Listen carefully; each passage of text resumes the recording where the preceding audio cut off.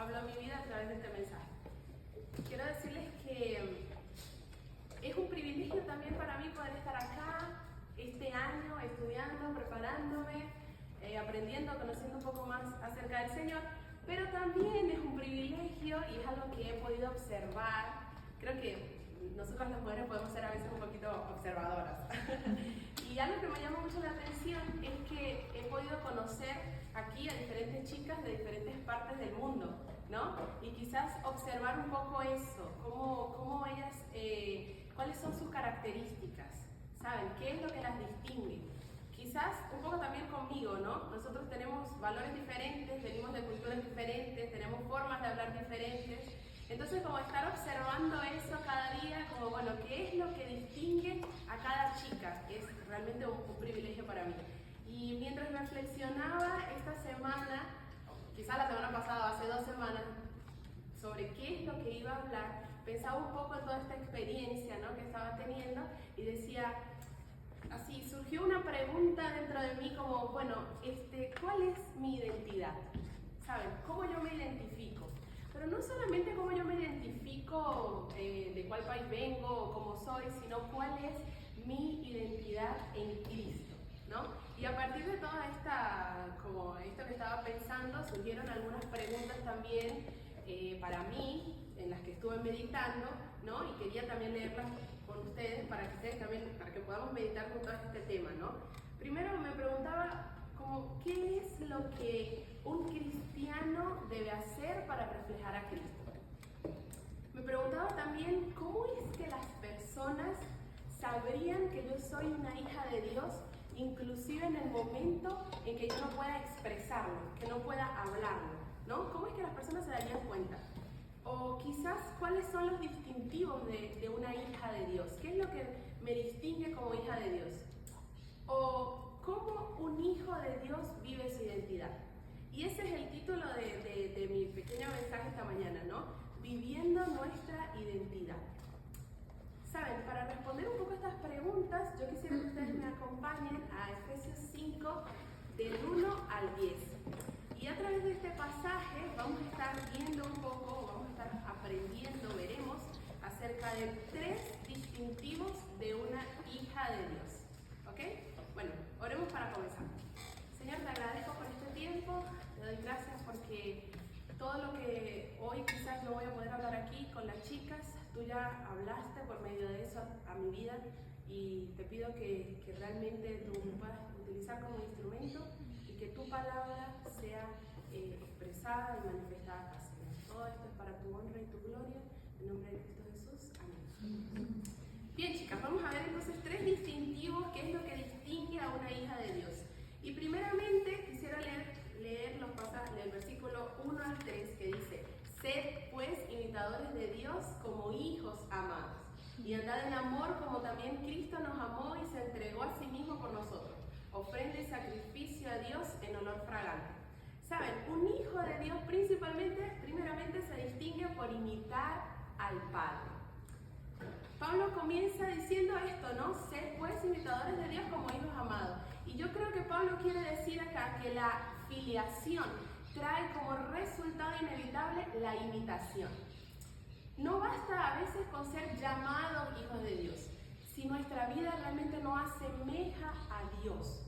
Y cuando pensaba en este ejemplo de Pablo, decía, wow, Pablo es muy práctico, porque es realmente un ejemplo que nosotros podemos vivir cotidianamente.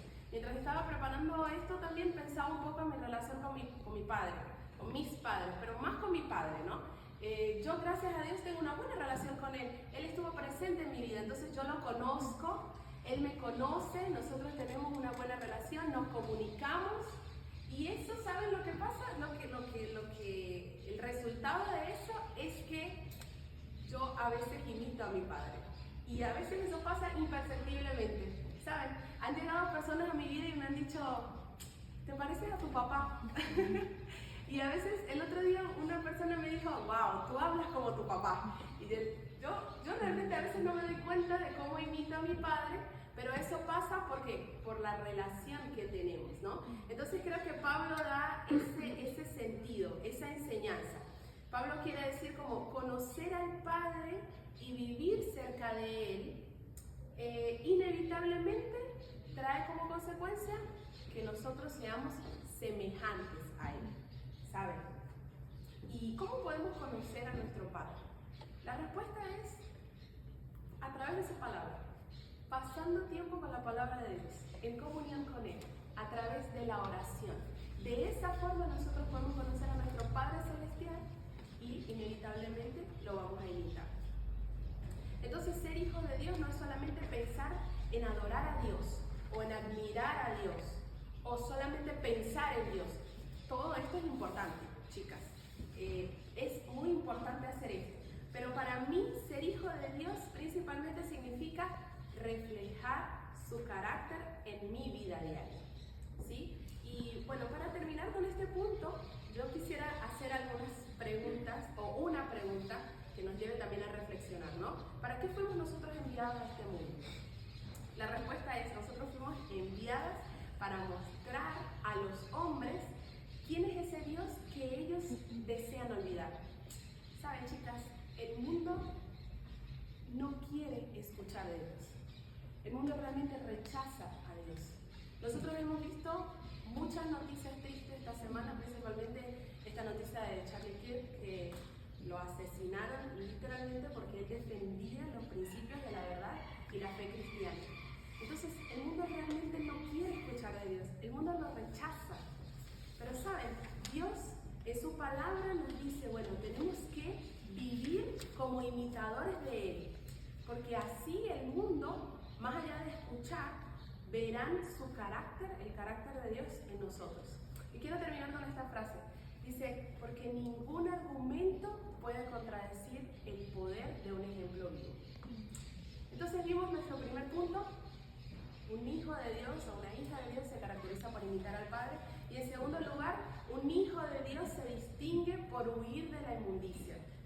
Miren, el versículo 3 dice, pero fornicación y toda inmundicia o avaricia, ni aun se nombre entre vosotros como conviene a los santos. Un poco del contexto de Éfeso, ¿no? Es que Éfeso era una ciudad que estaba sumergida totalmente en la inmundicia, como en la inmundicia sexual, en la codicia, en la idolatría, en todas estas actitudes pecaminosas. Éfeso estaba ahí sumergida, todas las personas de Éfeso. Pero, ¿saben una cosa también que yo me imagino que pasaba en la iglesia de Éfeso, o no tanto en la iglesia, mas también en la ciudad, es que todo esto estaba normalizado? ¿Saben? Como que bueno, es normal porque es lo que vivimos en nuestro día a día. Y realmente el contexto de la iglesia de Éfeso no es diferente a nuestro contexto en los días actuales. Nosotros vivimos en un mundo que realmente normaliza el pecado. Nosotros vivimos en un mundo que piensa que las actitudes pecaminosas, los actos de inmundicia sexual, la avaricia, la codicia, la mentira, es totalmente normal. Y nosotras estamos expuestas constantemente a todo esto. Nosotras vemos todas estas actitudes pecaminosas en las series que vemos todos los días. Nosotros lo escuchamos en las músicas que escuchamos, lo vemos en propaganda, lo vemos hasta en los videojuegos. Todas estas actitudes pecaminosas están normalizadas. Entonces Pablo advierte a los creyentes en Éfeso que estas conductas impropias, que parecen normal, pero que están mal, no solamente no debemos participar, sino que ni siquiera debe nombrarse entre nosotros. O sea, da la idea de que nosotros no podemos hacerlo ni siquiera por equivocación. Y esta semana estaba compartiendo mi mensaje a algunas personas, yo creo que todas acá compartimos nuestro mensaje, por lo menos a una amiga, a un amigo. Y lo que esta persona me decía, mira, el pecado no es una equivocación. Y estaba reflexionando en esa frase y pensaba, bueno, tiene razón, porque cuando nosotros conocemos a nuestro Padre y queremos imitar a nuestro Padre, eso trae como consecuencia que nosotros sabemos y conocemos qué es lo que realmente es pecado. Entonces, Dios nos da la oportunidad de conocerle y de entender qué es lo que está mal. Entonces, no podemos equivocarnos, chicas. No podemos caer en esa actitud de normalizar el pecado. Para concluir este punto, también quisiera hacer algunas preguntas que nos llevan a reflexionar, ¿no? Primeramente, me preguntaba, ¿yo estoy dispuesta no de una manera firme y consciente a aquello que Dios prohíbe, aunque parezca normal en la sociedad? ¿Cuántas veces nos dejamos guiar por lo que los otros hacen, por lo que los otros dicen? Porque la mayoría lo hace. Si la mayoría lo hace, yo también lo puedo hacer. Pero ¿estamos dispuestos realmente a decir que no con una actitud firme de obediencia a Dios? O la segunda pregunta, ¿cómo podría mi conducta influenciar positivamente a quienes me rodean? Para que vean la diferencia de vivir como una hija de Dios. Saben, chicas, nosotros no podemos vivir igual a este mundo porque hemos sido llamados para algo más grande. Hemos sido colocadas en una posición diferente. Y esto es lo que nos lleva al tercer punto. Entonces hemos visto que una hija de Dios se distingue por imitar al Padre, se distingue por huir de la inmundicia, y una hija de Dios se distingue por andar en la luz. Miren, versículo 8 y 9 dice así: porque en otro tiempo erais tinieblas, mas ahora sois luz en el Señor. Andad como hijos de luz, porque el fruto del Espíritu es en toda bondad, justicia y verdad, comprobando lo que es agradable al Señor. Pablo declara: porque en otro tiempo erais tinieblas, mas ahora sois luz. Andad como hijos de luz. El contraste, chicas, entre tinieblas y luz no solamente nos habla de conducta, ¿ok?, sino de un cambio de naturaleza. El verbo estar significa permanencia. Nosotros estamos en la luz, la Biblia lo dice. Entonces nosotros debemos ¿qué? Permanecer en la luz. Pero cuando habla del verbo ser, está hablando de nuestra esencia, ¿ok?, de nuestra naturaleza, de lo que nos caracteriza, de lo que nos identifica como un hijo de Dios. Entonces ilustremos esto con el ejemplo de un violín. Yo estoy en el show, y el show este año trata acerca de un violín. Entonces miren, yo veo así: cuando un violín es reparado, este violín no produce una melodía, la melodía vieja o fea, o una melodía dañada. El violín reproduce una nueva melodía. Y nosotros somos así. Nosotros somos reparados por Cristo, pero nosotros tenemos que producir una nueva vida, reflejar una nueva vida, ¿sabes? Entonces, no podemos seguir viviendo en la oscuridad. Nuestra vida debe reflejar al Señor. Y saben que el fruto de esa luz se manifiesta a través de tres cosas. Y lo dice en el versículo 9. Se manifiesta a través de la bondad. Debemos ser bondadosas. Se manifiesta a través de la justicia. Y una cosa muy importante, chicas, se manifiesta a través de la verdad. Nosotros debemos andar con bondad, con justicia y siempre, siempre con la verdad.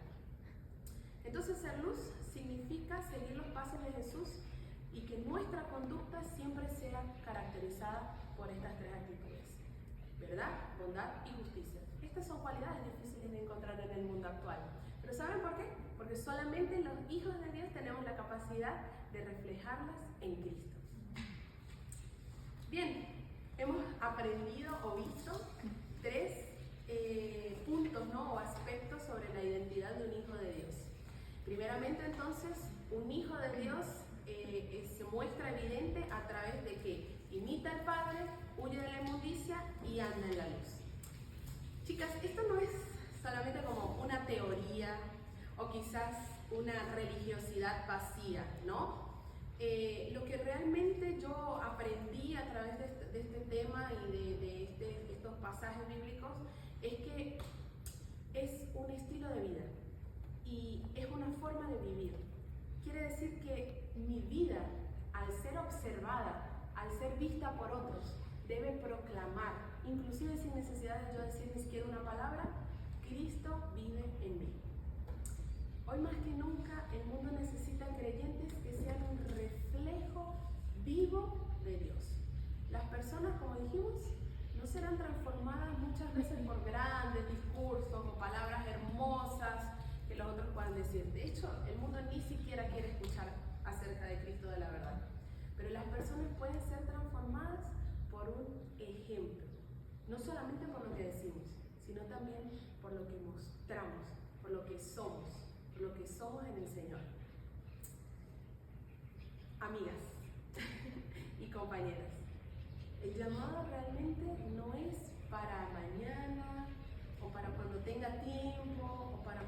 versión más conveniente. El llamado realmente es para hoy, para ahora. El llamado es decidir imitar a nuestro Padre todos los días de nuestra vida. Cortar con todo aquello que nos quiera contaminar y comprometernos a andar como hijos de luz. El tiempo es corto y las tinieblas avanzan, pero nosotros tenemos un mandato claro. Vivamos con urgencia nuestra identidad de Cristo.